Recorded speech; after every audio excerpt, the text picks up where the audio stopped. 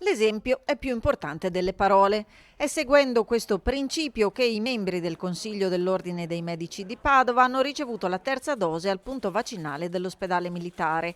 Terza dose necessaria, ribadiscono scendendo in campo e preparandosi alla puntura. Tutto il Consiglio ha aderito a questa, questa manifestazione voluta fortemente dal Presidente per fare in modo di dimostrare anche alla popolazione, ma soprattutto anche ai colleghi, l'importanza di questa vaccinazione, la terza dose come richiamo. Un monito che rivolgono non solo alla platea dei circa 10.000 medici padovani, dei quali sono 52 i sospesi per non essersi vaccinati, ma un invito a tutti i cittadini, non risparmiando stoccate alle minoranze che ogni sabato occupano le piazze. Noi continuiamo a chiedere alla gente di avere senso di responsabilità nei propri confronti, nei confronti dei propri cari e nei confronti della collettività.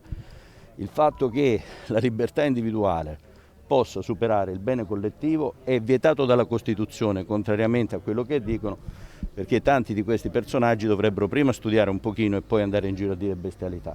Il tutto anche per anticipare le possibili reticenze alla terza dose. Io ho in questo momento la percezione che, almeno ho le notizie dei pazienti che mi vengono a chiedere, di quelli che non vogliono farlo in questo momento non si manifestano probabilmente, quindi lo vedremo forse un po' più avanti questo, se c'è una forte resistenza. Io vedo comunque negli ultra ottantenni, negli ultra sessantenni anche una volontà di vaccinarsi.